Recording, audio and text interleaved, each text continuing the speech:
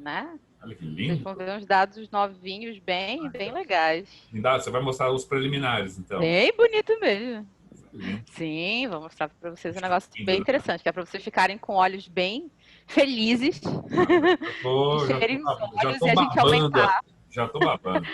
Maíra, obrigado, viu? Fica à vontade.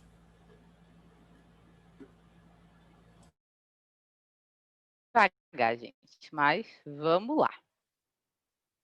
Bom, gente, primeiro eu queria agradecer muito a você, Lúcio, por esse convite, de poder, né, explicar um pouquinho do que eu estou fazendo agora dentro do doutorado. Especificamente, sim, quando muita gente olha, né, a minha titulação, vou dizer assim, muitas pessoas ficam, nossa, o que que faz uma fisioterapeuta dentro da biologia celular, dentro da característica ultraestrutural, mais ainda. Então, vou começar por aí, só para vocês terem uma ideia como a coisa migrou, né? Então, eu sempre, dentro da faculdade, sim, sou fisioterapeuta, atuei mesmo como fisioterapeuta até pouco tempo atrás. Tive que parar as atividades agora por causa do doutorado, né? E aí eu sempre tive interesse pela questão neurológica de uma forma geral. Então, eu tive a oportunidade de fazer iniciação científica com o professor Wanderlei Diniz e com o professor João Bento, na Universidade Federal do Pará. E eles me mostraram e abriram esse mundo para mim das doenças neurodegenerativas e essa análise morfométrica e ultraestrutural de células neurológicas. Bom, isso, né, encheu os meus olhos para caramba, né? Super bacana, estudando doença de Alzheimer, como o desenvolvimento físico ao longo da vida influencia o nosso envelhecimento e entre outros. E isso foi super interessante, porque quando eu me formei, eu comecei a atuar dentro de uma clínica de reabilitação neurológica e que eu tinha muitos pacientes que eram infectados com toxoplasmose. E aí eles, pelo fato da maioria deles serem então soropositivos, HIV positivos, eles desenvolviam a neurotoxoplasmose. Então, foi o primeiro pé dentro da parasitologia que eu dei, que eu super me interessei, né, para entender como é que isso acontecia, o processo de uma forma geral. Então, desde essa característica do parasita em si, o que isso causava no sistema imunológico, o que eram as repercussões do ponto de vista da fisioterapia. E aí, quando eu entrei no mestrado, bom, eu entrei com algo próximo disso, mas aí o professor Wanderlei me ofereceu um projeto, disse, filha, está começando um projeto novo que fala sobre processo de dengue, né? Então, casos de infecção por dengue, e essa dengue acontecendo em casos, inclusive, de crianças que sofreram um caso de dengue neural passado pela mãe. Então, a mãe teve dengue e isso afetou o desenvolvimento dessa criança. Então, nossa, isso abriu grande os meus olhos. Começamos a estudar esse processo inteiro. E aí, a partir daí, esse mundo, então, vou dizer, a biologia, se abriu para mim. Eu achei super interessante, muito bacana, e principalmente do ponto de vista da análise mais específica.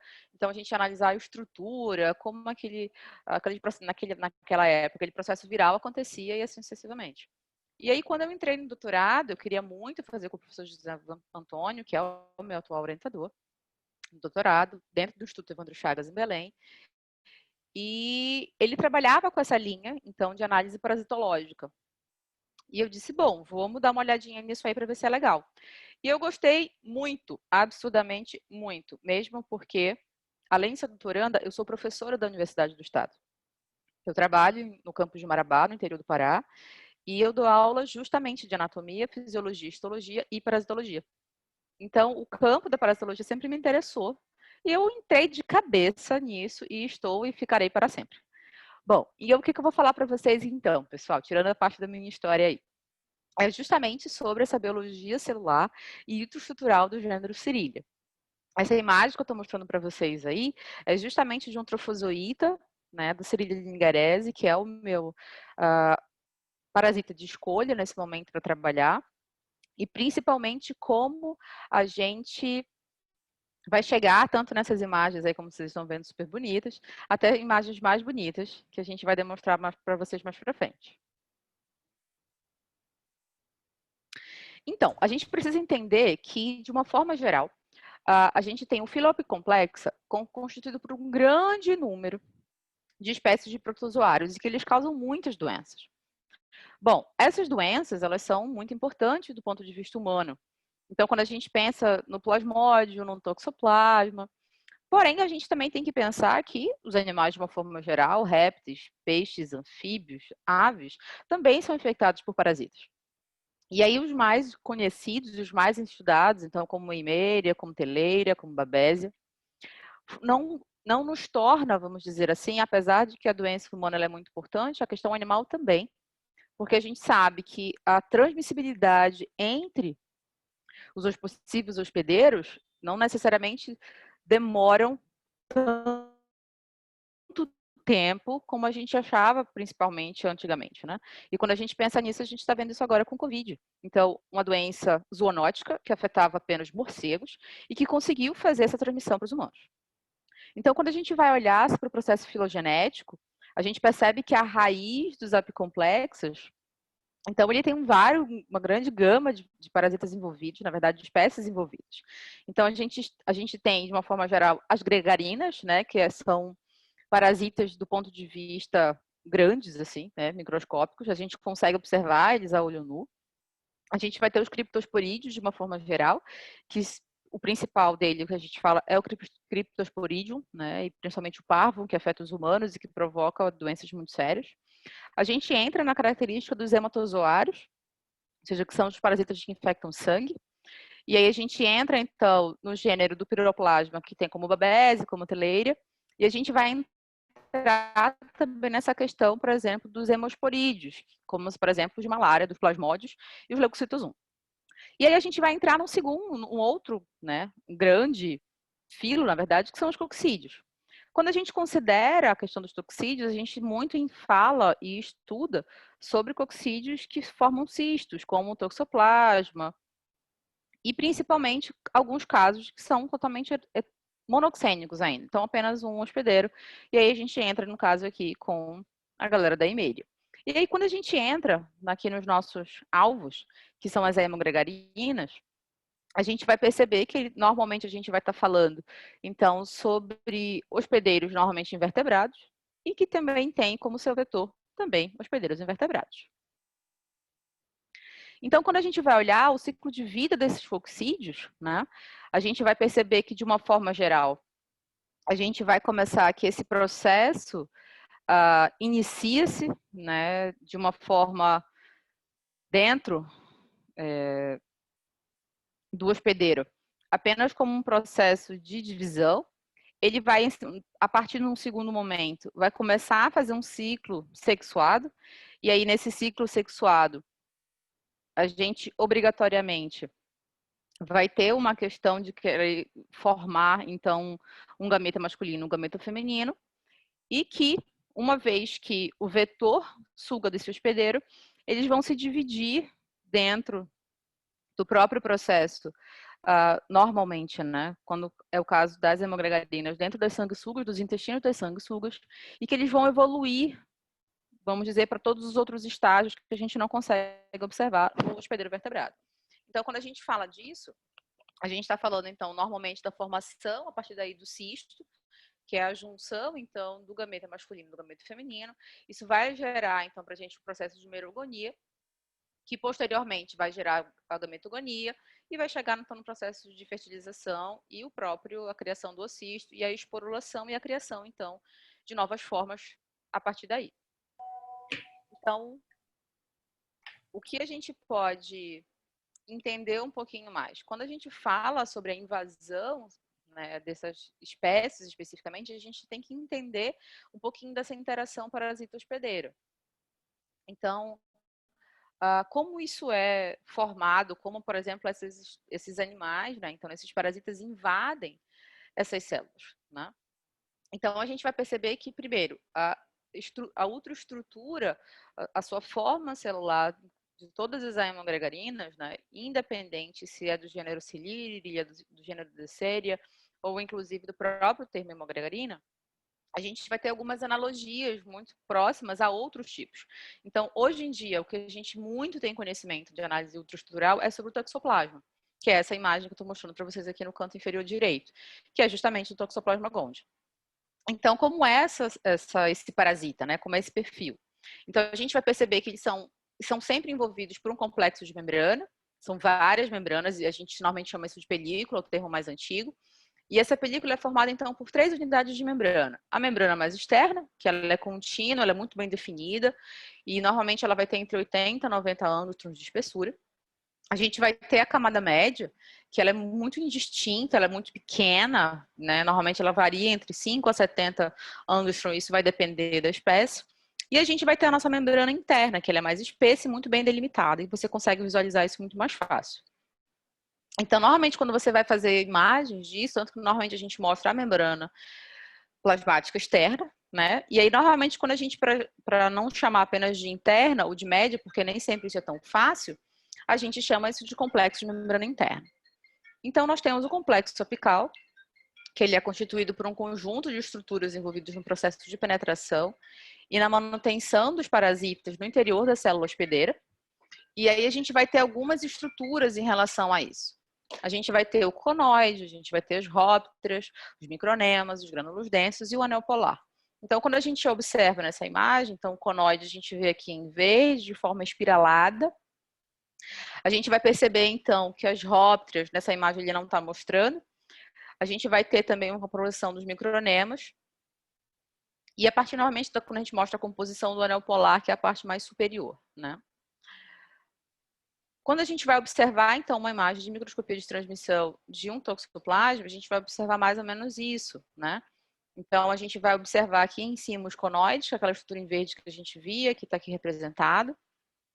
Nós vamos ver aqui em R as rópteras, e essas rópteras, elas representam, elas ajudam, inclusive, esse parasita a entrar na célula, não é? E a gente vai observar que esses outros grânulos que a gente observa aqui, a gente vai ter, então, a propensão do que são os grânulos densos, que também vão ajudar a partir do momento que a célula consegue invadir, a montar, inclusive, o seu próprio bacilo parasitófero. E a gente vai ter várias outras organelas que são muito interessantes do ponto de vista da biologia celular. A posição do apicoplasto, por exemplo, a questão do posicionamento da mitocôndria, do ácido calcissomo, especificamente do toxoplasma, e entre outros. Então, quando a gente vai falar um pouquinho mais sobre isso, e elas são importantes para todas as outras estruturas, a gente entende que, principalmente as rópteras, os micronemas e os grânulos densos, eles são organelas que eles têm uma rede muito complexa de proteínas e que eles apresentam, às vezes, algumas homologias e diferenças, claro, na estrutura molecular entre os gêneros e as espécies. Porém, o que a gente já sabe, que até todas as espécies estudadas atualmente, é que os micronemas participam desse processo inicial de invasão. As rópteras participam nessa formação do vacúolo parasitófero, né? E os grânulos densos modificam essa célula hospedeira, o citoesqueleto da célula, após a invasão do parasita e já começam a formar o vacúolo parasitófero.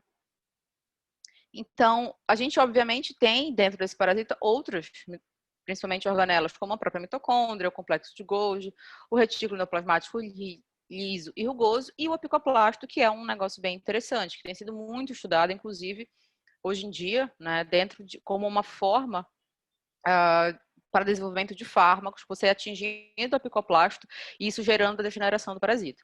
Então, o apicoplasto, ele é especificamente essa estrutura aqui, nesse desenho esquemático, do Toxoplasma gondii, do taquizoíta, e que ele contém 4 membranas. A origem dele é a partir do processo de endossimbiose que aconteceu ao longo da evolução e que vieram das algas verdes que continham cloroplasto. E o que isso faz dentro do parasita? Ele especificamente produz ácido gráfico do tipo 2 e facilita durante processos onde o parasita não consegue captar substrato da própria célula, especificamente, normalmente são hemácias, mas especificamente no toxoplasma poderiam ser outras células. Ele consegue, por exemplo, fazer com que, através dessa produção, ele consiga fazer o processo alimentar.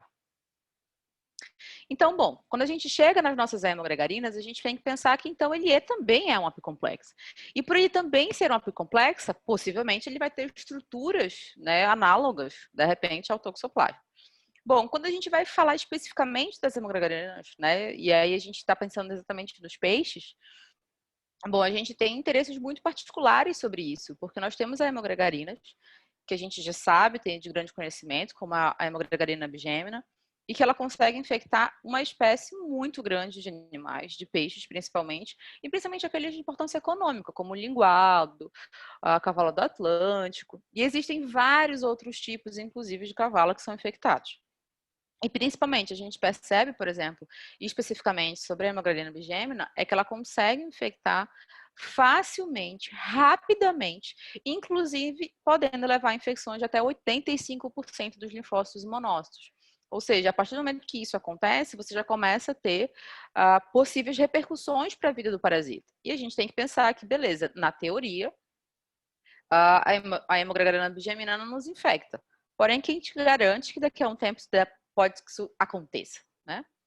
Então, a princípio, a maioria das infecções que a gente apresenta são crônicas, né? Aparentemente são de baixa parasitemia e aparentemente sem efeito patogênico.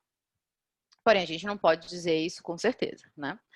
Bom, quando a gente vai entender, então, essa questão das hemogregarinas de uma forma geral, a gente tinha uma divisão até um certo período, né? Então, até a década de 80.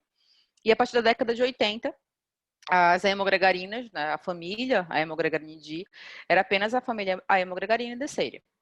A partir daí, Leison, em 1981, fez uma descrição de uma hemogregarina, e a partir dessa observação desses ocistos encontrados no intestino dessas sanguessugas infectadas, percebeu-se que elas produziam de 20 a 30 esporozoítos.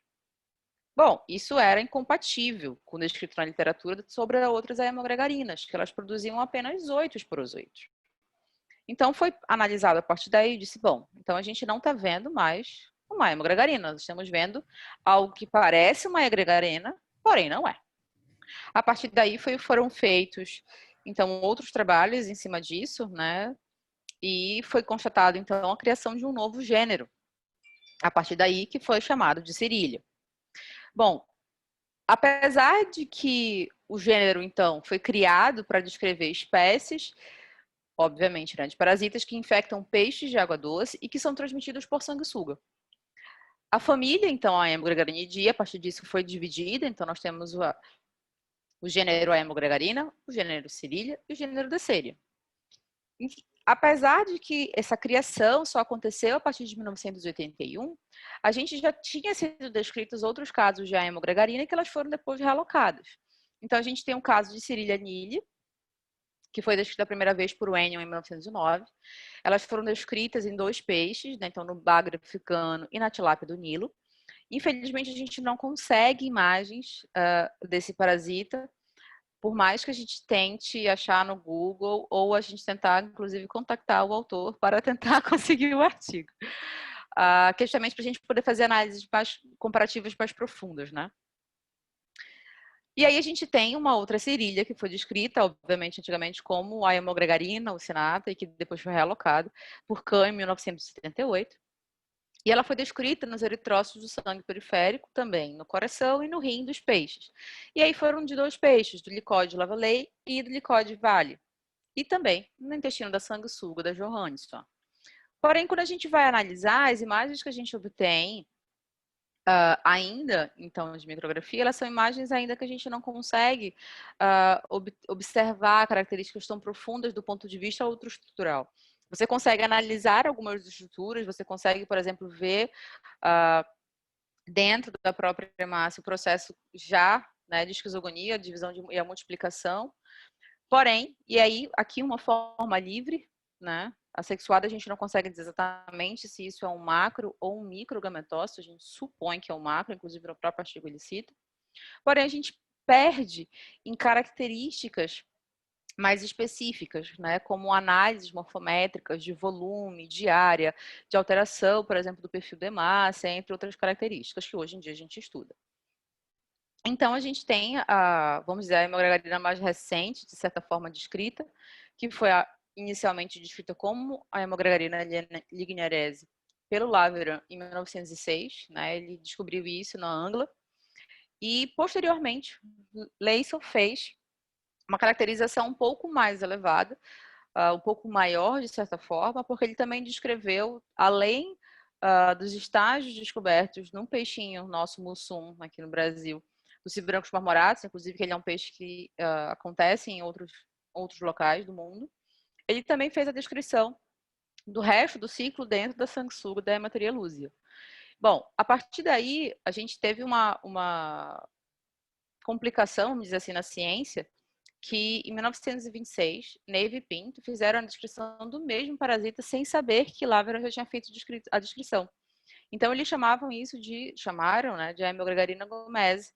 Porém, quando, em 81, né, Leison revisitou essas informações, perceberam que era o mesmo parasita, e aí, a partir daí, ele sofreu uma modificação e virou, hoje em dia, Sirilia ligniarese. Então, nessa imagem aqui que eu estou mostrando para vocês, a gente tem a imagem de um macro e um microgametócito. Então, se vocês forem ver, principalmente aqui nessa hemácia, né? Esse especificamente, então a gente está falando aqui dessa hemácia de peixe, e a gente vai ter dois perfis, então com grânulos azurófilos e grânulos acidófilos. Então, o que a gente vai observar a princípio aqui, a gente está vendo inicialmente um macrogametócito em rosa e um microgametócito em azul. Bom, quando a gente for olhar os desenhos esquemáticos, então, do Leison, ele ser o ciclo biológico que ele vai mostrar da Sirilia, né? E aí a gente, claro, expande isso para as outras hemogarinas de peixe também, então, os outros gêneros Sirílias, que é basicamente a mesma coisa, né? Com pequenas alterações aí de formato ou de tamanho, de volume. Então, nós temos esporozoítas, né, infectando as hemácias. A partir dessa infecção das hemácias, a gente começa... Só um pouquinho. Tudo bem aí, gente?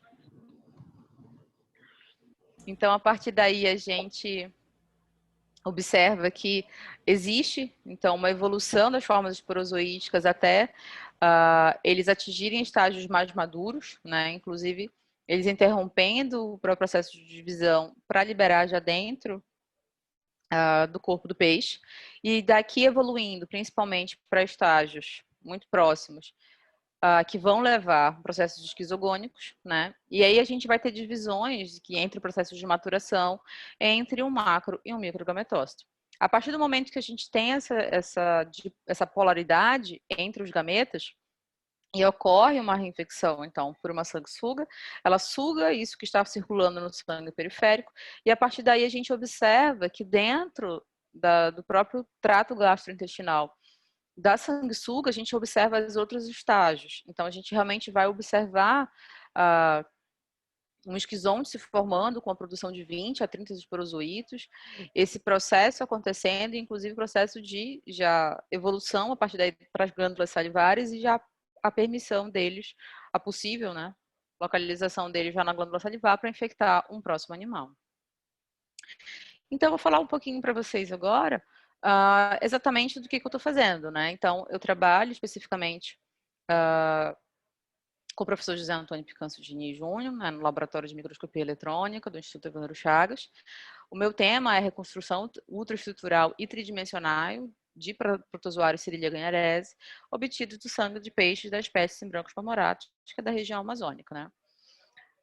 Então, a gente já sabe, então, esse é o nosso amiguinho aqui, o mussum, nosso peixinho extremamente comum aqui na região do Pará, principalmente, mas da região norte como um todo. E a primeira descrição mais aprofundada sobre o tema, então, foi feita por Diniz e colaboradores em 2002, e eles caracterizaram especificamente a estrutura fina do trofozoíta, e que, inclusive, perceberam que nós temos várias características, né, por exemplo, sobre similaridades com aplicomplexos. Então, quando a gente observa essa imagem, por exemplo, a gente vê que ele tem estruturas muito semelhantes do que a gente encontra em outros aplicomplexos. Então, a gente vai observar os conoides aqui, a gente vai observar, por exemplo, as rópteras, que são esses pontinhos mais pretos, e a gente vai observar todo esse conjunto aqui de estruturas que são os micronemas. Então, o vacúolo parasitóforo, se vocês forem observar aqui, a gente consegue observar alguns momentos em alguns espaços, ele é muito incomum, porque ele tem essa grande quantidade aqui de corpos esféricos dentro, e que a gente, a princípio, não tem muita noção qual é a intenção disso para o parasita, né? Se vocês forem perceber, ele sempre fica muito próximo ao núcleo da hemácia. Então, a gente acredita que existe alguma relação aí que a gente ainda está estudando. Bom, outra característica que foram investigadas por Diniz e colaboradores é que esses corpos densos, antes descritos em outros apicomplexos, eles são mais alongados, em vez de serem mais arredondados, como são feitos em outros parasitas. E também a gente observa, por exemplo, aqui nessa imagem, que existem dobraduras dentro desse parasita. E aí existem várias hipóteses do porquê que poderia isso acontecer. Se de fato seria uma dobradura, uma compartimentalização do parasita, se isso de repente é apenas encontrado em alguns estágios do ciclo, ou inclusive se isso é um aspecto transitório do próprio parasita, uma evolução gradativa e que isso some aparentemente com o tempo. Então, quando a gente vai observar essas imagens comparadas, a gente observa essa grande dificuldade inicial, porque as hemogregarinas, de uma forma geral, elas são muito estudadas. Porém, quando a gente entra no gênero Cirillia, pronto, a gente entrou num buraco negro que ninguém sabe de nada. E aí a gente entra na reconstrução, que é uma ferramenta, hoje em dia, que está começando a ser estudada com mais profundidade, né? No Brasil, ela já é muito estudada lá fora. Essas imagens que eu estou mostrando para vocês são imagens da tese da Juliana Vidal, que faz parte da equipe do professor Kilder e do professor Vanderlei, que trabalha no FRJ. E elas são obtidas, então, através de a gente observa imagens e microscopia eletrônica de transmissão, e a partir daí você faz análise em tomografia eletrônica. Então, o final desse trabalho todo, porque ele é um trabalho longo, é você gerar modelos tridimensionais das organelas de um parasita, mas que não necessariamente precisam ser apenas isso. Você pode analisar várias outras coisas do ponto de vista de imagem. Bom, aqui especificamente, ela estava estudando a citofaringe, o núcleo, né? E especificamente estava procurando sobre o apicoplasto dessa estrutura.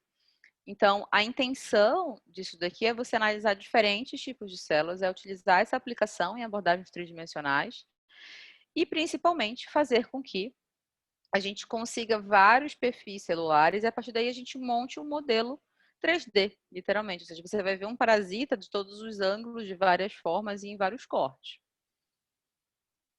Então, como a gente faz isso, né? Então, se a gente for olhar nessa imagem, que ela fica bem mais esquemática. Você pega uma amostra, normalmente ela precisa ser uma amostra um pouco mais espessa, algo entre 150 e 200 micrômetros, e você vai irradiar, imagear, realmente como a gente chama, essa amostra em mais ou menos 70 a menos 70 graus, ou seja, você vai ter quase 180 graus de uma mesma amostra. Então, uma vez que você faz isso, a gente depois tem que você vai perceber que a mesma estrutura ela vai aparecer para você de vários formatos. Então, a gente vai alinhar essas estruturas, né? Vai, vamos dizer, empilhar umas sobre as outras, a gente alinha, e aí depois a gente cria um modelo tridimensional, e que vai fazer com que a gente posteriormente faça o desenho, vamos dizer assim, de uma forma mais simples de explicar, que é a segmentação e a modelagem. Claro que para a gente trabalhar isso, a gente precisa, ter microscópios com uma grande capacidade de voltagem, então acima de 120 kV, então microscópios de 180, de 200, de 250. Essas imagens que eu vou mostrar para vocês posteriormente foram obtidas de um microscópio de 200 kV. E quanto maior a voltagem, mais especificidade você consegue ver da sua amostra. E claro, quanto melhor a resolução da câmera que você também está gravando. A gente estava gravando especificamente essas imagens em uma câmera 4K. Então, toda a importância desse trabalho inicial é principalmente para a gente entender esses protozoários de uma forma melhor. A gente precisa entender essa biologia celular para poder conseguir alvos futuramente terapêuticos, para a gente conseguir, por exemplo, extrapolar, saber se realmente o filo todo, de fato, as hemogregarinas mantém-se no filo apicomplexo, e principalmente para a gente começar cada vez mais a aprofundar-se em características parasitológicas, porque na verdade o que a gente entende é que existem várias outras hemogregarinas e que não estão incluídas no gênero Cirillia por não ter sido investigadas mais aprofundadamente. Então, provavelmente o gênero Cirillia vai crescer ao longo dos anos, né? E a gente percebe que também é muito importante a gente cada vez mais estudar essa questão nutrioestrutural. Ela é difícil a gente fazer isso no norte do Brasil, e principalmente, né, porque a gente tem poucos lugares que fazem isso. E mais do que isso, né? Quanto maior o nosso grupo cresce, melhor para a gente, porque a maior parte desses parasitas acontece na região norte. Então, a gente tem um mundo de opções, mas a gente, infelizmente, ainda não tem tantas ferramentas. Então, o que eu vou fazer especificamente? Eu vou estudar o aspecto tridimensional e ultraestrutural do protozoário da Silhia galese e, claro, a sua interação com a célula hospedeira. Então, eu vou ver características citoarquitetônicas, por exemplo, quais são as alterações da ultraestrutura da célula hospedeira e, principalmente, vou caracterizar essa citoarquitetura das organelas em si, nas fases evolutivas desse parasita, né? Espero eu encontrar em todas. Bom, isso já foi aprovado, então, pelo Comitê de Ética, tanto quanto pelo CISBio e pelo seu, do próprio Evandro Chagas. Esses nossos animais são adquiridos, né? Vão ser adquiridos daqui das regiões da proximidade da cidade de Belém, então, principalmente no bairro do Guamalha Terra Firme, para quem conhece. Esses animais vão ser transportados, então, para o laboratório da biologia estrutural da UFPA. Eles vão ser anestesiados, depois vão ser eutanasiados em uma solução anestésica com eugenol. A gente vai fazer depois a punção cardíaca para a amostra sanguínea e depois a gente vai avaliar, inclusive, a possibilidade de infecção em outros órgãos, por exemplo, como o rim, como o fígado, por exemplo. Então, uma vez que a gente chega com esse material, a gente vai precisar fazer microscopia, né? Naturalmente fazer a rotina, então, para microscopia eletrônica de transmissão. Eu não vou entrar muito em detalhes, mas se alguém desejar, eu posso passar isso para vocês.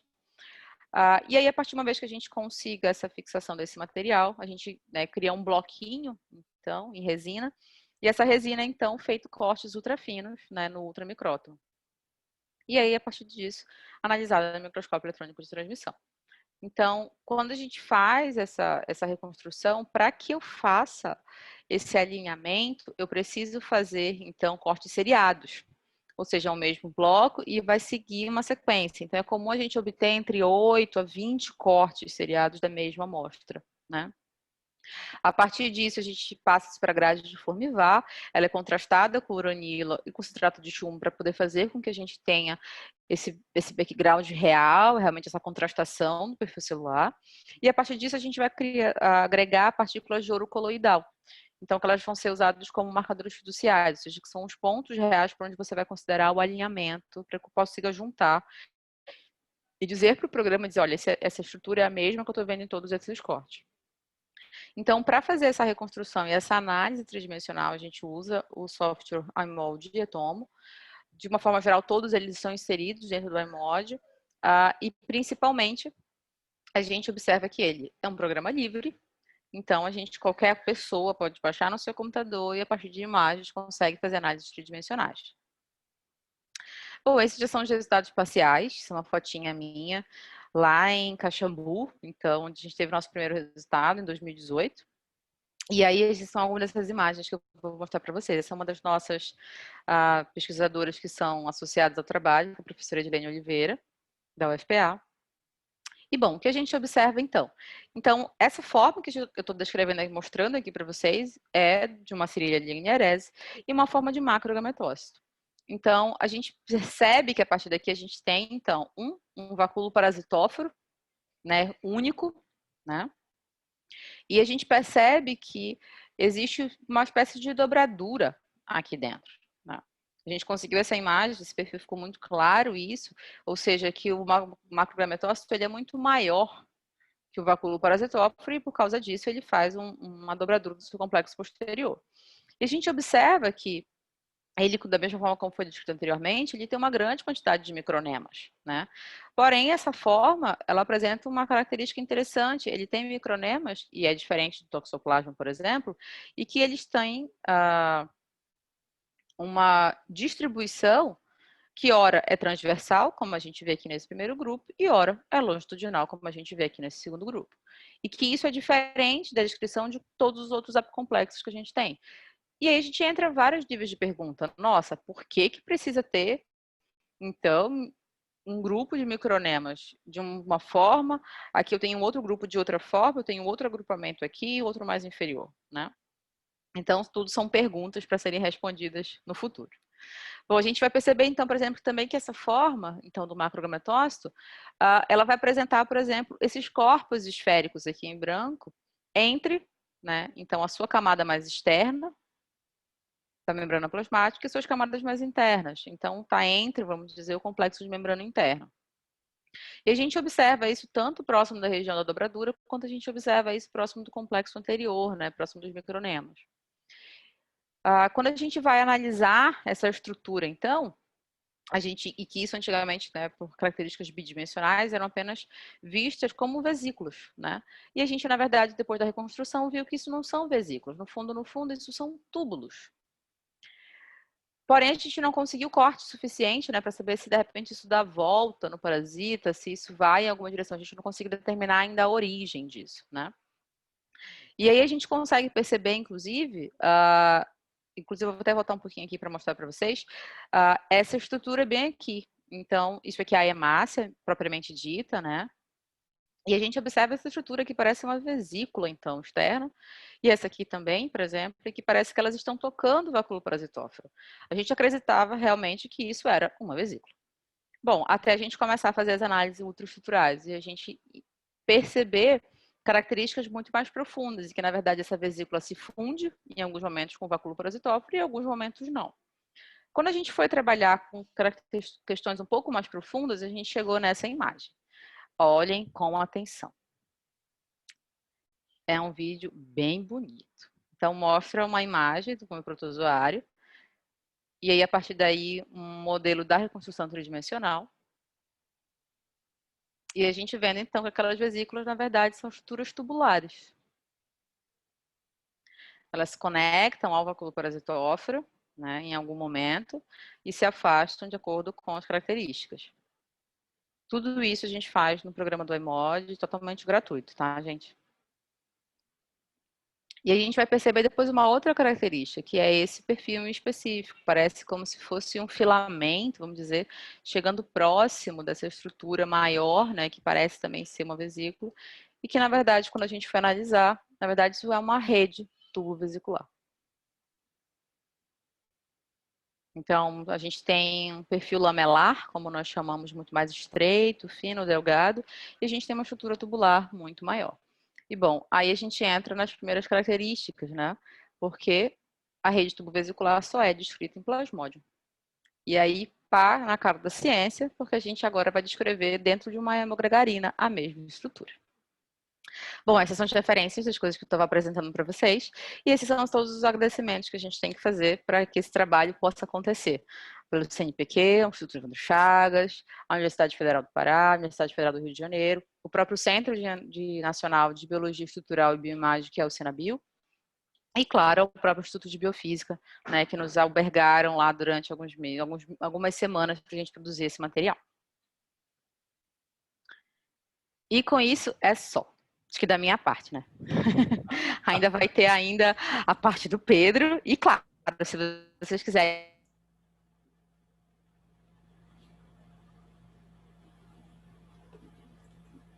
todos que queiram. Não, muito bom. Maíra, muito bom, viu? Muito interessante. Bom, a gente pode. O Luciano tá aí, Luciano Negreiros. Esse cara é peixólogo também, viu? Tem um pessoal legal aqui hoje. Oi, Maria. Pessoal, gente boa. Posso fazer uma pergunta? Por favor. Sim, claro, tranquilo. Muito legal tua apresentação, tuas imagens, eu adorei. Aí, eu tenho uma pergunta. Aqui, você falou que Cirília é um gênero diferente da hemocarina. É assim mesmo? Sim. Isso mesmo. Aí,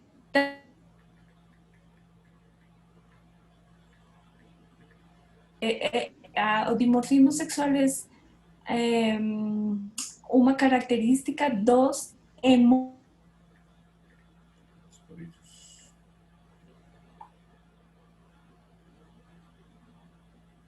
mas filogeneticamente o Cirília é mais perto da hemogregarina ou da hemosporita? Aí eu vou te dizer assim, na teoria, porque isso vai ser uma das perguntas que o Pedro vai ter que responder na dissertação dele. Porque a gente tem justamente, quando nós começamos a trabalhar com isso, o que é descrito atualmente na literatura é que Cirília está muito próximo de hemogregarina. Ponto. É taxativo, né? Porém, na verdade, no fundo, a gente não tem trabalhos filogenéticos de Cirília. A gente tem essa lacuna, ainda não existe, né? Existe uma intenção, né, do Lúcio, e que provavelmente a gente deve evoluir para isso, porque com esses dados agora que a gente está observando, a gente está observando que, nossa, será que Cirília está no lugar certo? A gente está abrindo esse questionamento. Porque, sim, um dos pontos que a gente tem discutido é justamente isso. Essa característica de apresentar a característica do macro, do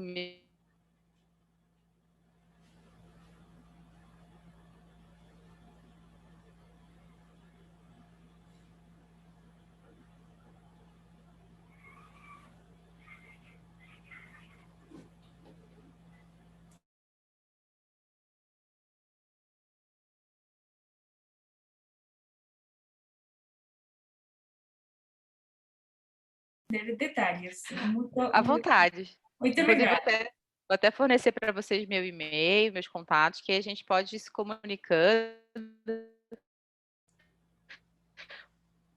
Porque a nossa principal intenção é a gente entender mais Tá. Muito esses parasitas. E eles são aqui comuns. Inclusive, a própria população se alimenta.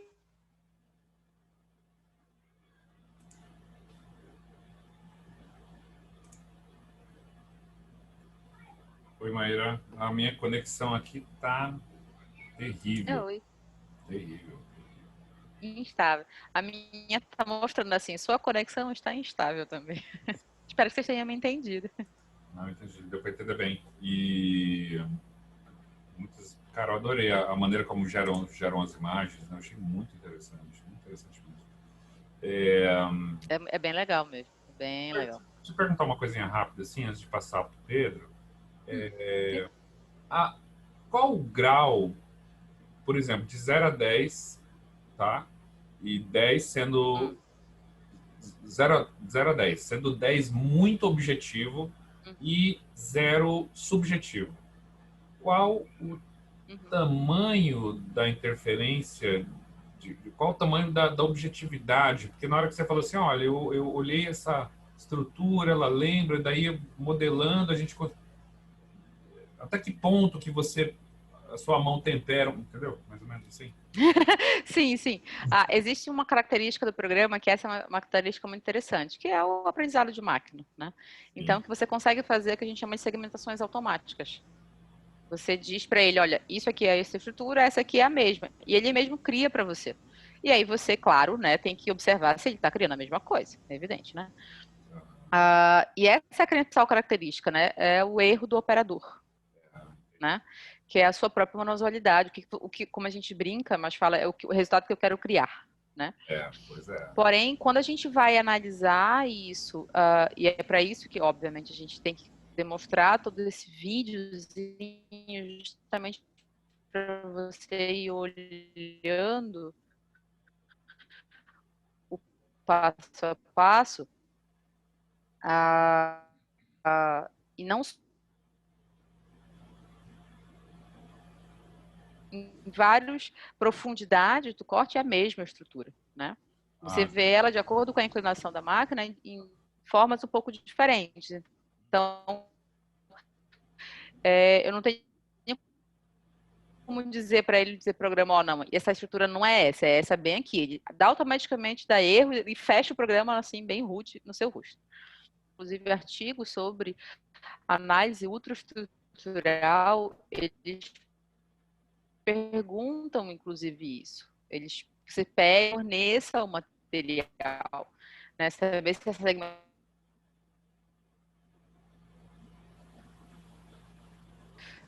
momentos que foram totalmente automáticos, momentos que foram mistos e problemas que foram manuais às vezes, porque o programa ele também tem limitações quando você considera o tamanho de pixel da imagem, da resolução. Então, quando para ele a coisa é muito parecida, o background não faz diferença, você tem que ir no manual. Mas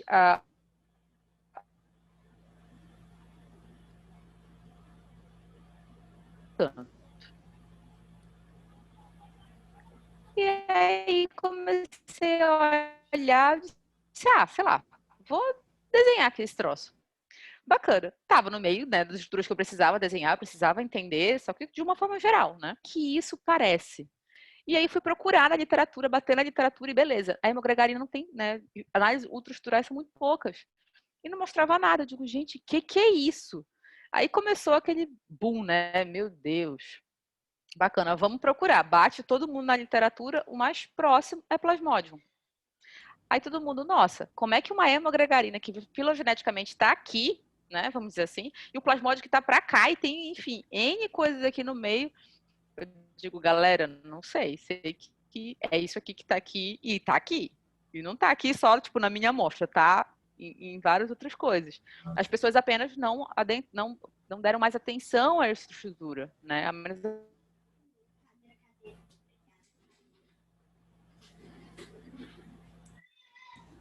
Ah, maravilha, maravilha. Tem um aspecto assim que as hemogregarinas elas são basais, né? Então elas na história evolutiva elas estão mais embaixo. Sim. Ali, né? Elas estão no grupo dos peixes, né? Então, por exemplo, a hemogregarina de serpente já foi feito bastante coisa. Enfim, não viram nada muito desse tipo. Talvez nos peixes seja o ponto crítico. Né? Essa internet não consigo. Tá duro.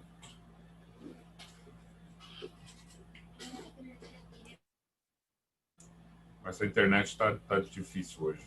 Pedro, você começa a sua parte? Obrigado, Maíra. Muito bom. Vamos ver se a internet ajuda pra gente conversar mais, né?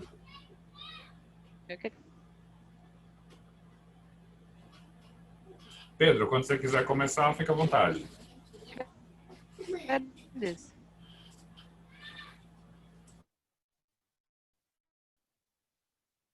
Então, boa tarde. O Lúcio já me apresentou, mas não adianta nada reforçar. Eu sou Pedro Hugo, eu sou biólogo, sou formado pela Universidade Federal do Amapá e atualmente eu faço mestrado em zoologia que é um programa, um convênio entre a UFPA e o Museu Goethe. Né? E a ideia aqui é apresentar um trabalho.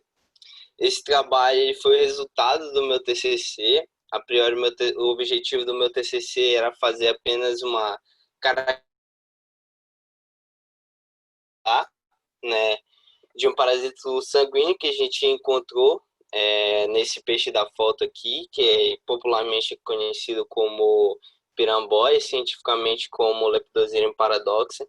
E acabou que no final a gente conseguiu descrever como uma nova espécie.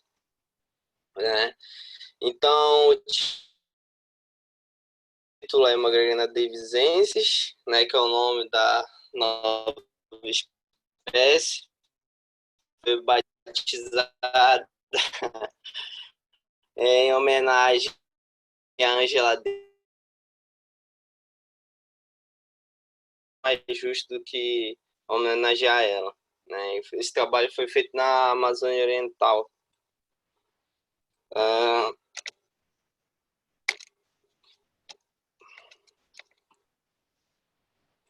Aí que eu tô com problemas para passar aqui. Tá bom, consegui. Então, esse aqui foi o artigo. Né? Esse artigo foi publicado na Parasitology Research.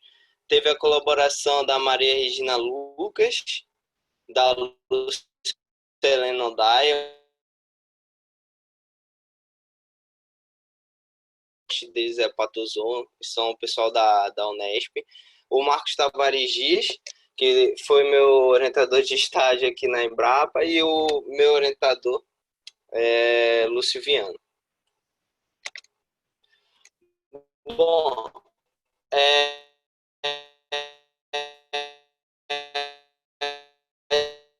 As hemogregarinas é um nome coletivo para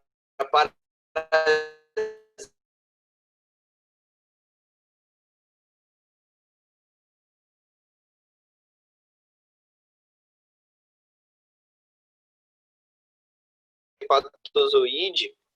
É uma das famílias mais bem estudadas. Ela possui um único gênero, com várias espécies, o gênero Hepatozoon.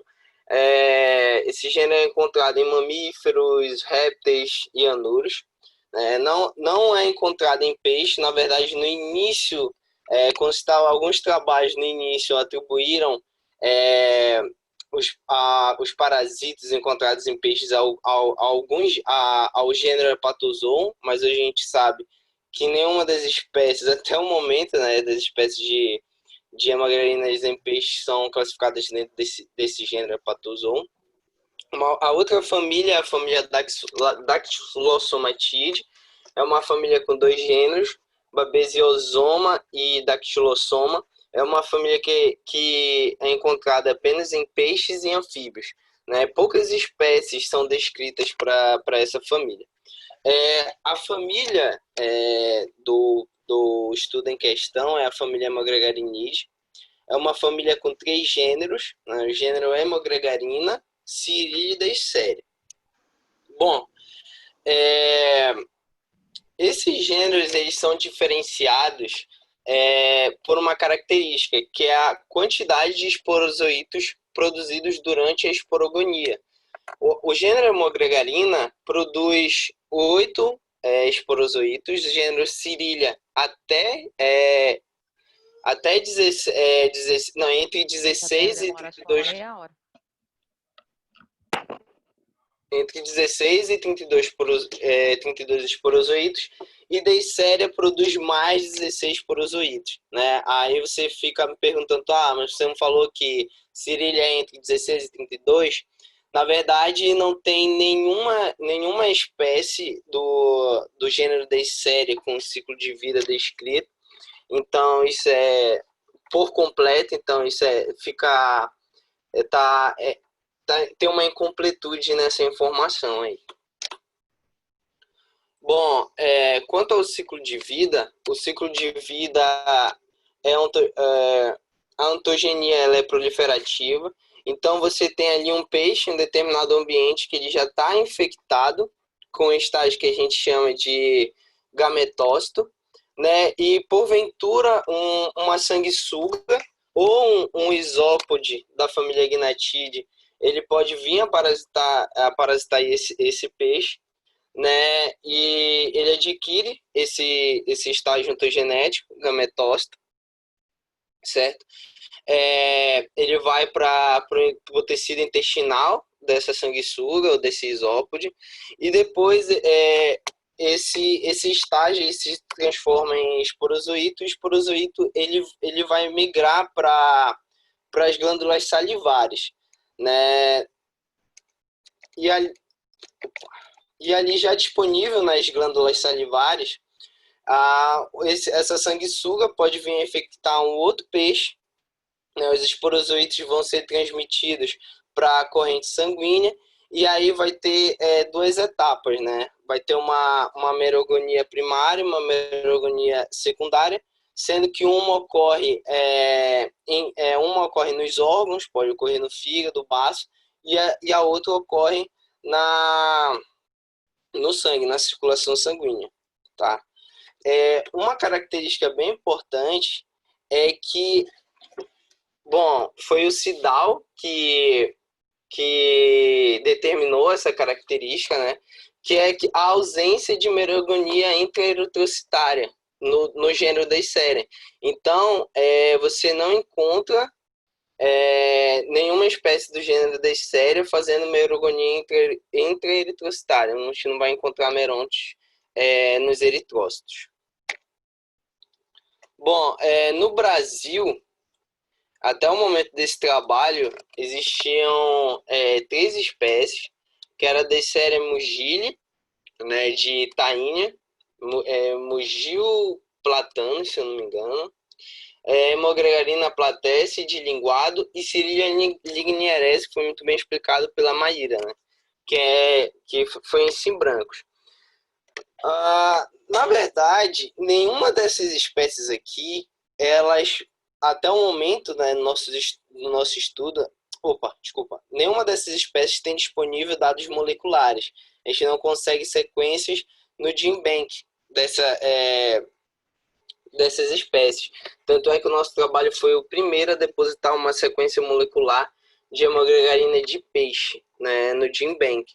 Então é bem complicado trabalhar com com esses parasitos, justamente pela ausência de dados moleculares. E aí, quando você vai inferir filogenia, falta dado, falta espécies, né? Uma coisa muito importante é que a taxonomia desse grupo é muito bagunçada. Muitas espécies foram descritas somente com registro em novos hospedeiros e apenas em microscopia óptica de um único estágio, né? Então, a gente viu que o ciclo ontogenético tem 3 fases, tem a merogonia, esporogonia e gametogonia, e às vezes muitos trabalhos descrevem espécies com um único estágio, né? que é o gamonte, e sem apresentar nenhuma filogenia molecular. Então, muitos trabalhos no início eram só com descrição em um novo hospedeiro e com a descrição do gametócito, com exceção da espécie Cyrilia lignierese, que, juntamente com a Hemogregarina bigêmina, são as hemogregarinas de peixe que têm seu ciclo de vida estudado por completo, né? Então, morfologicamente, Cyrilia lignierese é uma das espécies mais bem estudadas assim, no Brasil, né? Bom, aqui eu apresento 2 trabalhos que eu acho muito importante para entender a taxonomia desse grupo, que é o trabalho de Siddall, de 1995. Né? Então, antes de 1995, a gente tinha 2 gêneros só, que era o gênero Hemogregarina e o gênero Cyrilia. Né? O gênero Cyrilia, a Maíra falou, né, que teve uma confusão, justamente porque quem descreveu foi o foram Laveran e Mesnil, em 1901. Só que quando eles descreveram, eles pensavam que o hospedeiro era um linguado. Só que a gente sabe que não tem linguado na América do Sul. Então, depois foi descoberto que, na verdade, se tratava de simbrancos marmorados. Então, por isso que teve toda essa reclassificação em relação à Cyrilia lignierese. Bom, então, o Siddall, em 1995, ele começou a perceber que tinha muitas espécies dentro do gênero Hemogregarina, e aí ele criou um novo gênero, que é o gênero Deisseria. E a principal característica desse gênero é a ausência de merogonia intraeritrocitária durante o ciclo de vida, né? Então, você não vai encontrar merontes dentro dos eritrócitos. Mas aqui fica um questionamento, né, de quem começou a estudar as hemogreginas, que não tem como... ao meu ver, essa classificação é meio equivocada, porque muitos estudos foram feitos só com um único estágio ontogenético. Então, você não fez o ciclo de vida inteiro, você não fez uma taxonomia integrativa. Tanto é que a gente pode entender essa criação desse novo gênero Deisseria como um equívoco que muitas espécies, algumas, na verdade muitas não, mas algumas espécies que foram descritas como Deisseria, depois um outro pesquisador veio e constatou merontes nos eritrócitos. Então, será se realmente é uma característica que define o gênero ou é a ausência de informação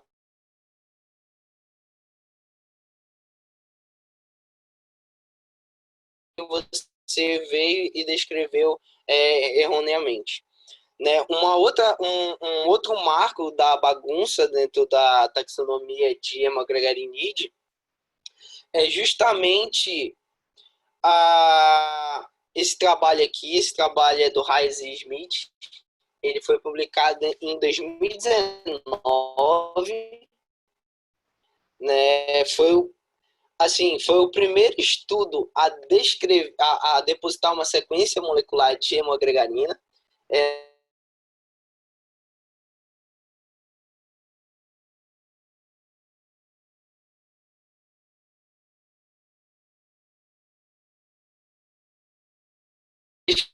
Chegaram à conclusão que hemogregarina bigêmina não é hemogregarina bigêmina. Como assim? Filogeneticamente, essa espécie, ela não ficou, ela não caiu, ela não agrupou nem dentro da subordem Adeleurina. E nós sabemos que as espécies da família Hemogragarinidae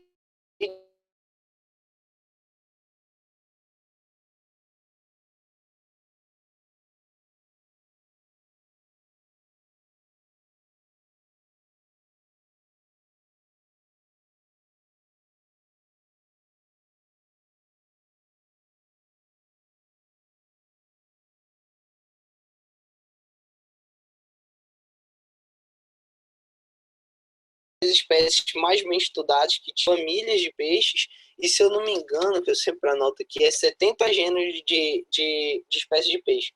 Então, fica uma bagunça, porque uma espécie que a gente acreditava que, que era uma das mais bem estudadas, não está nem dentro do gênero Hemogragarina.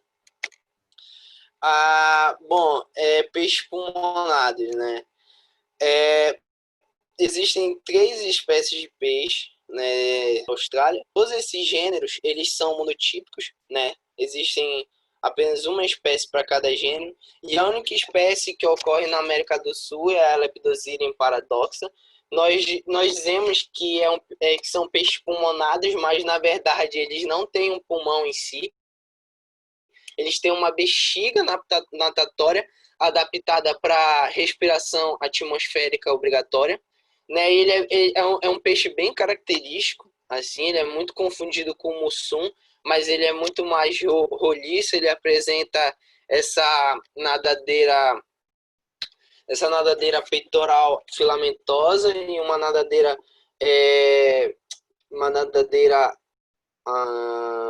pélvica filamentosa também, mas é um filamento muito mais grosso do que esse da nadadeira peitoral.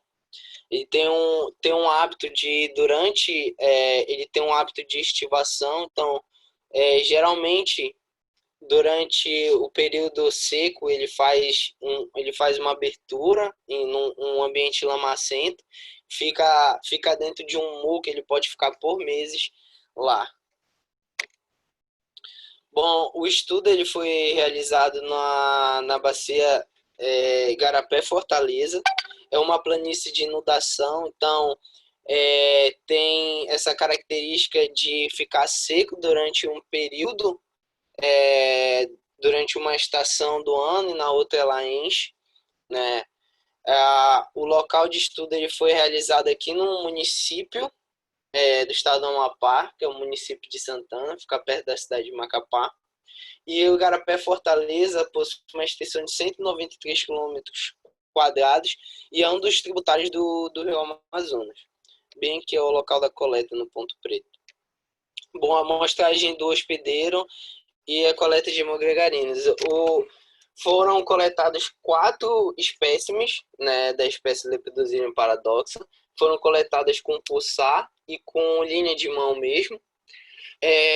Depois, esses indivíduos eles foram levados para o laboratório, eles foram eutanasiados por secção medular e foi realizada uma punção da veia abdominal. Depois, uma alíquota do material sanguíneo foi realizada extensões sanguíneas, geralmente foram 4 lâminas por indivíduo, e o restante da amostra foi conservado em álcool absoluto PA, né? Então, a extensão sanguínea ela foi fixada com metanol durante 3 minutos e a coloração foi feita com guinça 10% durante 30 minutos. Né? Hoje eu não uso mais a coloração por guinça, eu uso o MGGW, é um outro método, mas no estudo foi feito com guinça. A morfologia ela foi feita por microscopia óptica, então depois de corada as lâminas foram levadas por microscópio. Morfometria também foi feita no microscópio com auxílio de uma ocular micrométrica. Então foram medidos o comprimento, a largura do vacúolo parasitóforo, o comprimento e largura dos eritrócitos, do núcleo dos eritrócitos e também do núcleo do parasito. A parasitemia foi feita observando 2.000 eritrócitos com 20 réplicas de 100 eritrócitos. Então, analisei 20 campos, né, de 100 eritrócitos. Bom, esse material é um material que foi conservado em álcool absoluto. Ele foi levado para extração, né, PCR. A extração foi feita com um kit. Os primers utilizados, né, na verdade, o marcador molecular foi o 18S, que é o mais utilizado para as hemogregarinas em geral. O primer utilizado, o pai de primer, foi o EP300 e o EP900. Então, passou pelo termociclador e seguiu as fases, eu não vou me aprofundar muito, seguiu as fases, as fases padrões de PCR, desnaturação, anelamento, desnaturação, extensão. Foram feitas 2 amplificações. A primeira foi com esse par de primers de EP300 e EP900 e a segunda foi com primers do trabalho de MEF, Colaboradores 2000. Esse par de primers bem aqui. Depois, essas amostras foi amplificado, né, foi gerado um eletroferograma, houve a purificação desse eletroferograma e o sequenciamento. Depois do sequenciamento, foi feita a análise filogenética. Então, as sequências moleculares obtidas do sequenciamento foram editadas no programa BioEdit. Depois de editadas, foi realizado uma busca de similaridade no BLAST, que é como se fosse uma função do GenBank, e o alinhamento múltiplo ele foi feito com 27 sequências. As duas sequências obtidas, com a amplificação, e 25 sequências que foram resgatadas por similaridade pelo BLAST. O alinhamento múltiplo ele foi feito no programa Genius e utilizando o algoritmo Muscle. O modelo evolutivo ele foi descoberto pelo programa Model J-Test segundo o critério de Akaic. O modelo evolutivo, para quem interessar, foi o GTRI. E a árvore de máxima verossimilhança foi resgatada utilizando o programa FIEM de 1000, 1000 réplicas, na verdade. Né?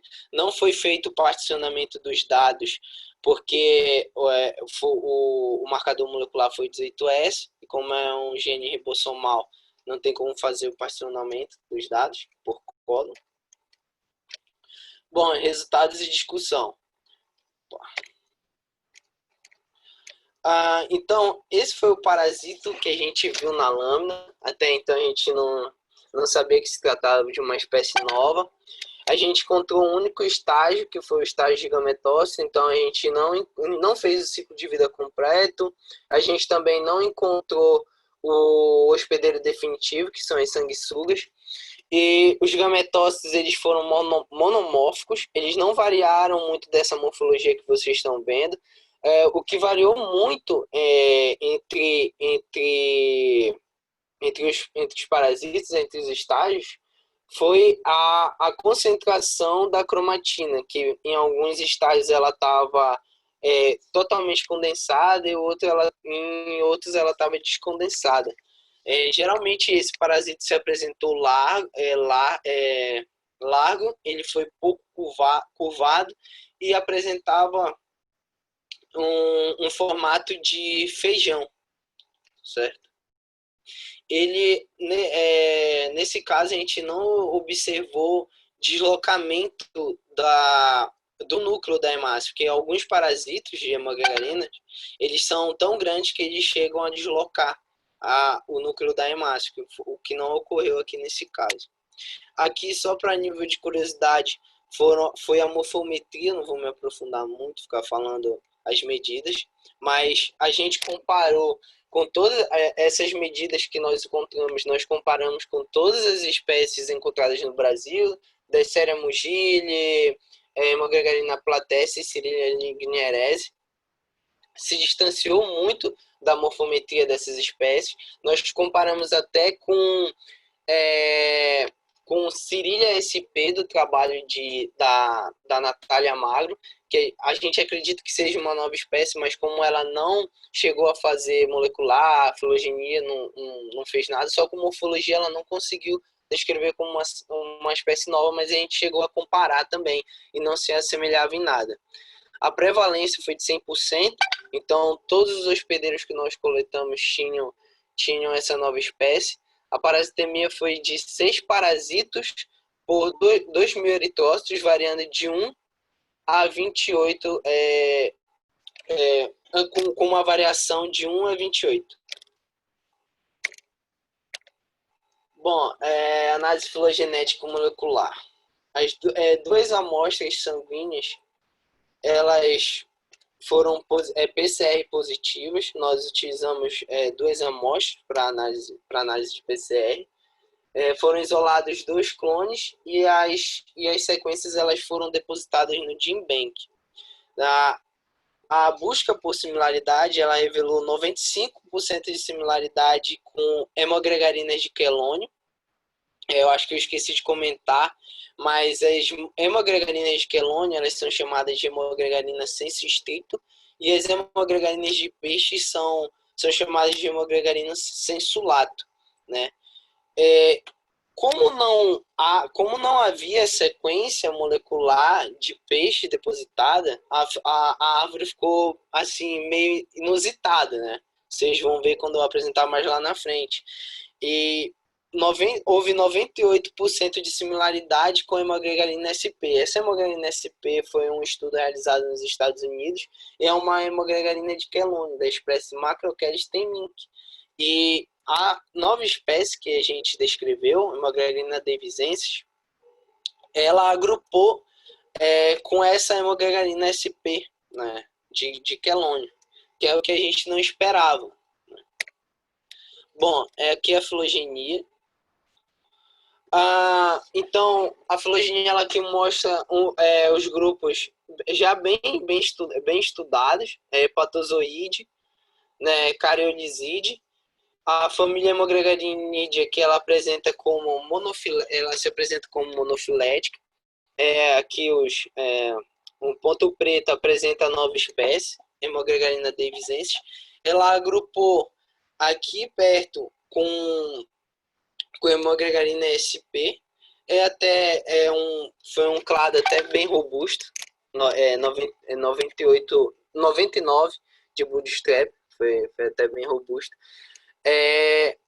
Assim, o questionamento que pode surgir a partir dessa filogenia mas você depositou uma sequência, mas não comparou com nenhuma hemogregarina de peixe. Justamente foi o que a Maíra falou, que justamente não havia sequências depositadas, sequências moleculares de Cyrilia, né, nem de Deisseria, que é o que no meu mestrado a gente está trabalhando agora. A gente está fazendo coletas para ver se a gente consegue depositar e consegue resolver essa filogenia.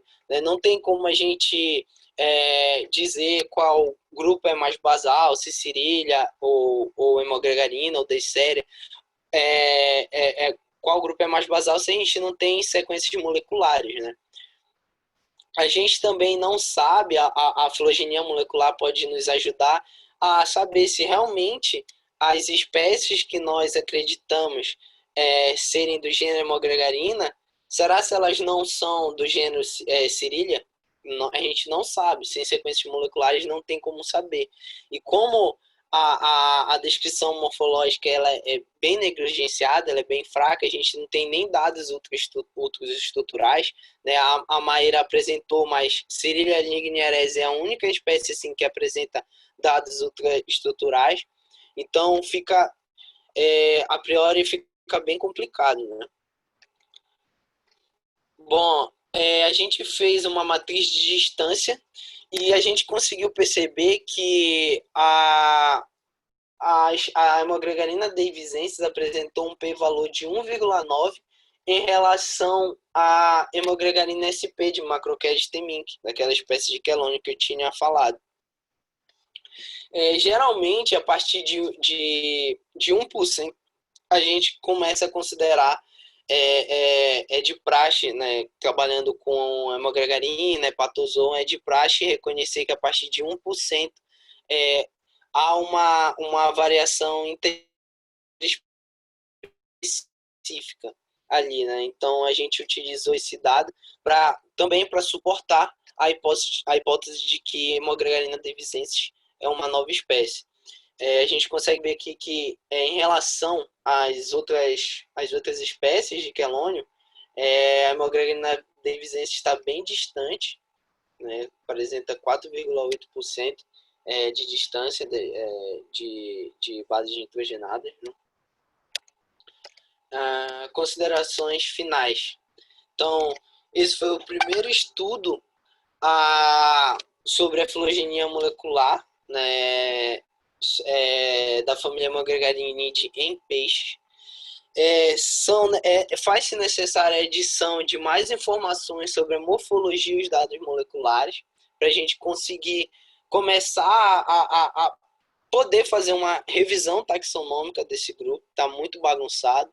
A gente não sabe se Deisseria é Deisseria, se existe realmente o gênero Hemogregarina, se porque também há muitas sinonímias, muitas espécies são sinonímias, não há nem como dizer, não há nem como estimar quantas espécies tem sem antes fazer uma revisão taxonômica robusta.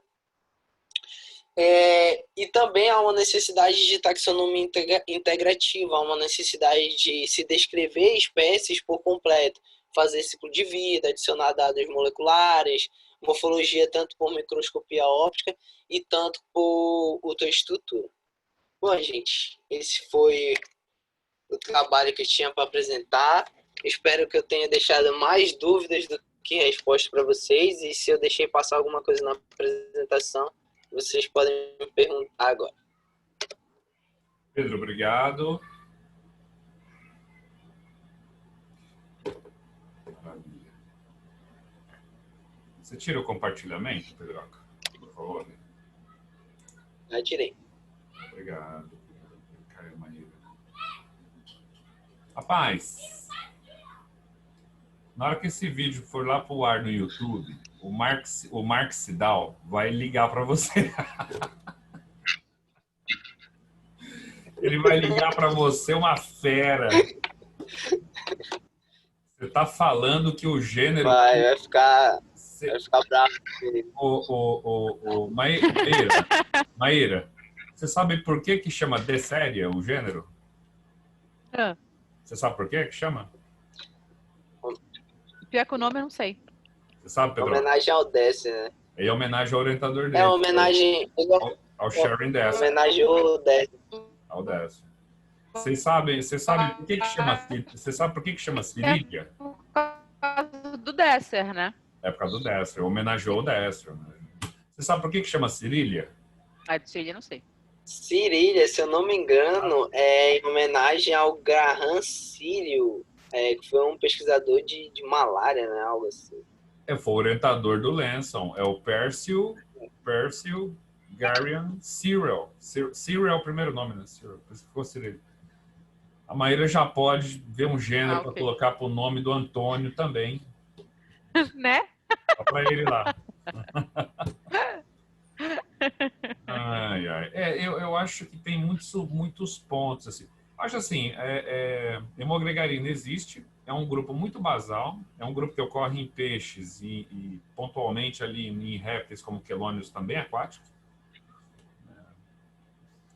A gente anda vendo algumas coisas aqui que eu acho que talvez em serpentes também, sabe? Eu estou encontrando umas coisas estranhas assim. Aqui com serpente aquática que a Fabi está trabalhando, né? Fabiane de Paula que está aqui. Mas é um grupo basal. O fato de ter encontrado essas estruturas em rede, como você falou, Maíra, só joga mais areia. Eu acho que mais para frente, talvez vai precisar, nessa revisão do Pedro, eu acho que é muito bem-vinda ao seu trabalho, no sentido de que eu acho que vão mais um pouquinho para frente, vai ter que juntar essas informações na hora de dar uma revisada no grupo das hemogarinas de peixe. Talvez Desséria realmente não exista. Eu não ficaria surpreso, porque não tem vetor ainda, não foi dado vetor. E Hemogregarina bigêmina é uma grande, quer dizer, era o mais conhecido, mais distribuição cosmopolita. E parece que, na verdade, não Era sabe o direito o carro-chefe, que... né? Vocês conseguiram escutar o final da Cirília? Não, eu só escutei que ele estava mais... Aí cortou. Você escutou o quê que você falou? Perdão? Eu escutei que não sabia se afinal que a hemogregarina bigêmina, Ah, sim. era o mais estudado e agora mudou, aí não sei o que foi o resto. Pois é, porque dela era mais conhecida para peixe, era grande referência para peixe, né? Eu acho que a gente vai ter que fazer um esforço, eu já falei isso para o Pedro, Sim. para tentar coletar, junto lá com o Nico Smith, para ver se ele topa uma empreitada dele. Ele descreveu também Desséria lá, junto com a Angela Davis. E eu acho que, eu já falei isso para o Pedro, eu acho que vai ter que conseguir amostras ali da região, na África do Sul, porque senão você vai ter sequência de algumas coisas, vai ficar perneta, vai ficar faltando. E precisa arrumar a sequência do que seria Desséria. O Pedro deve estar, daqui a pouco vai sequenciar o que seria Cirília, da espécie tipo, que é o Mussum. E aqui no Brasil a gente tem alguns na região do sul, ali do Rio Grande do Sul, a gente tem registro de Sim. Hemogregarina platese, né? Vai ficar Aí eu vou faltando. ver com o Fábio. Cadê o Fábio? Foi embora? Não, o Fábio está aqui. Fala para o Fábio sangrar os peixes lá pra gente. E por aí vai. Né, Fábio? É isso. Quem quer fazer algum comentário? E a conexão da Mayra caiu. Tá terrível. Hoje tá um encosto esse negócio. Mas é isso. Gostei muito das apresentações. Eu acho que o próprio Wagner, tem um orientando meu que também está trabalhando, ele está com uns resultados de peixe que são estranhésimos, assim. Estranhésimos. E futuramente acho que ele vai apresentar pra gente. Tá? Ele deu uma encalhada aí por causa do Covid, mas acho que logo, logo tá voltando.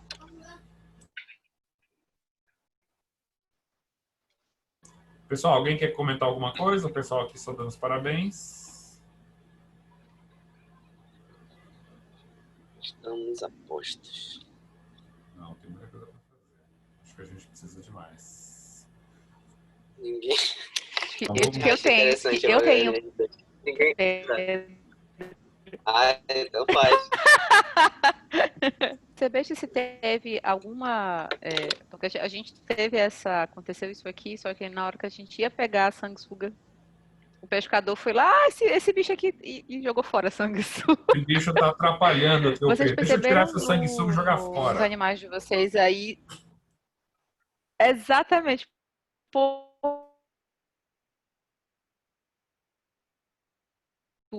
eles já estavam, de repente, com uma sanguessuga já agregada?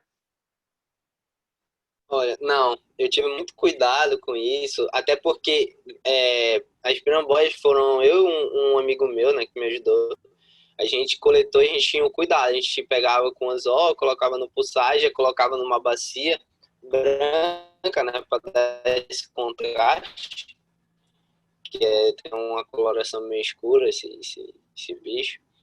Mas a gente não encontrou nada, não viu, mas a gente já encontrou em Mussum. A gente tem sanguessuga fixada de Mussum, mas de piramboia a gente não achou, não. Nossos grandes problemas, ao menos o que aconteceu com a gente aqui, né? A gente está na esperança de que a gente vai achar mais animais infectados e que, se Deus quiser, vai estar lá grudado a bendita da sanguessuga.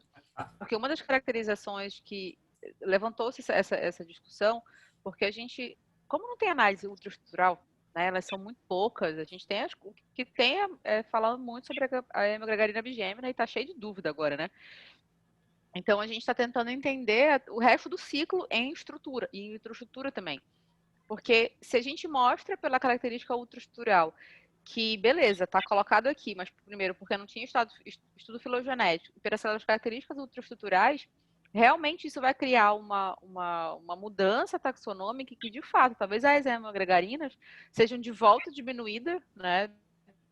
Deixe de existir o de série de fato, vire só cirília e hemogregarina, e ainda assim cirília vai ficar, talvez até saia do gênero hemogregarina, mas ainda está nessa dúvida, porque talvez, né, e aí a gente deixa um parêntese aí, para a gente analisar inclusive as tuas amostras de se tiver, né, enfim, a gente pegar mais, para a gente tentar fazer as amostras de ultraestrutura, porque ninguém sabe nada, em resumo, sobre isso.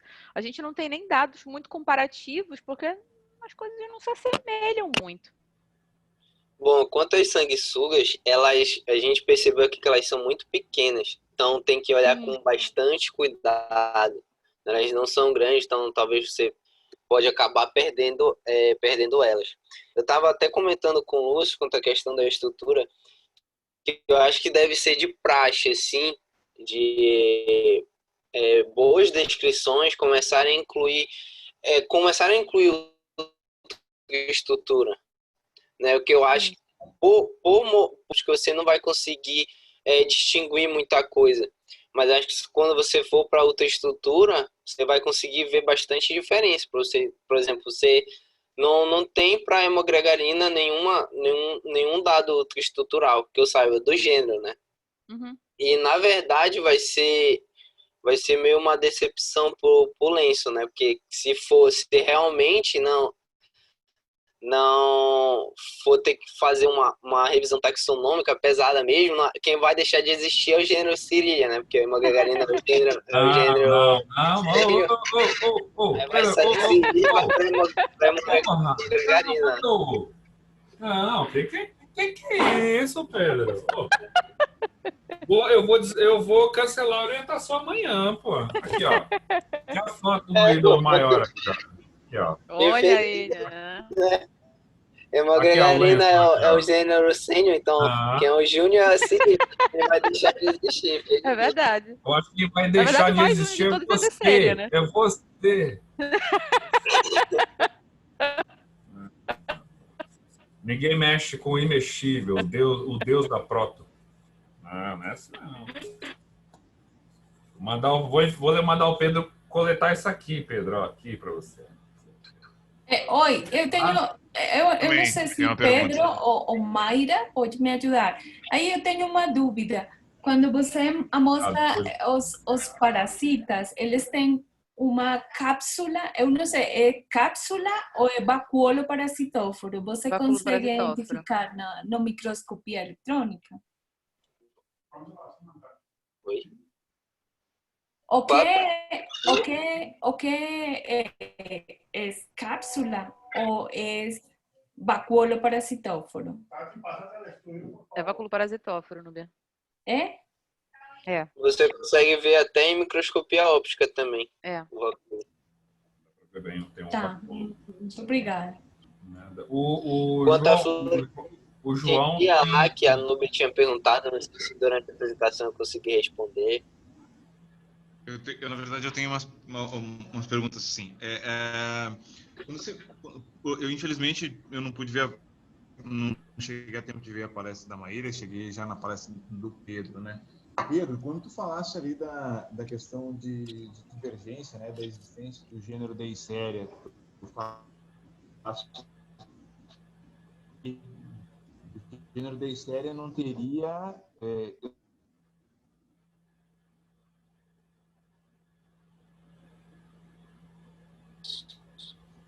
Você está me ouvindo?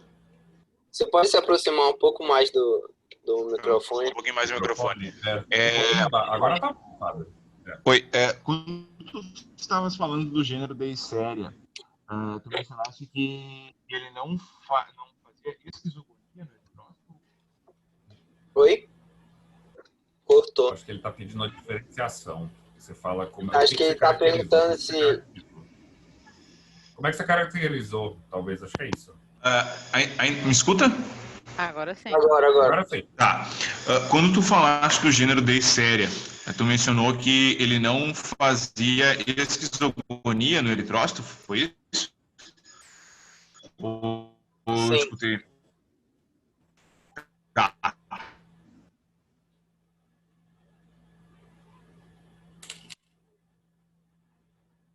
Fase que seria um gênero inválido por isso, porque entra muito naquela discussão que a gente já teve anteriormente, que às vezes as pessoas